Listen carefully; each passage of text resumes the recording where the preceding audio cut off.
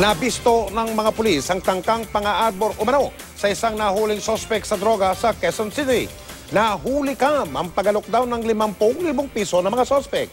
At yan ang tinutukan ni Cesar Apolinario. Eksklusibo.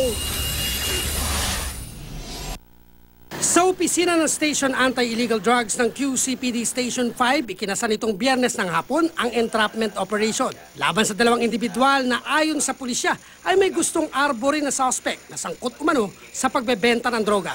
Sa CCTV video makikita ang mismong hepe ng SAID na si Police Chief Inspector Melvin Madrona, nakausap ang mga sospek. Dito raw siya inalok ng 50,000 piso kapalit ng paglaya ng nakakulong na isa umanong tulak ng droga na si Frederick Rehante na nauna nang nasa kote sa isang buy-bust operation nitong Biyernes din.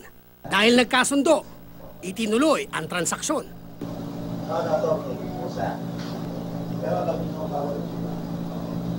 Gid ng pulisya, paulit-ulit nilang pinaalalahanan ng babaeng sospek na nakilalang si Ronalyn De Leon na labag sa batas ang gusto nilang mangyari.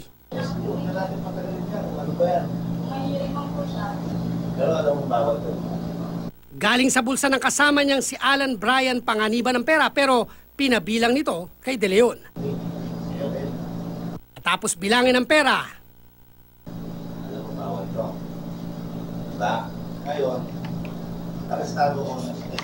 Sasama yung babae.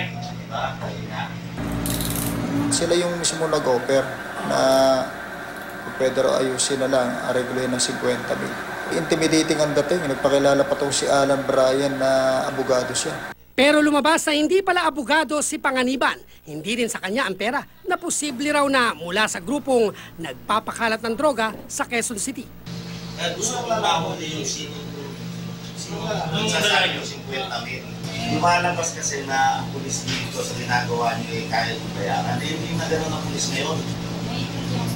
Sinikap naming makuna ng panig ang mga sospek pero tumanggi silang magpaunlak ng panayam. Cesar Apolinario, Nakatutok, 24 Oras.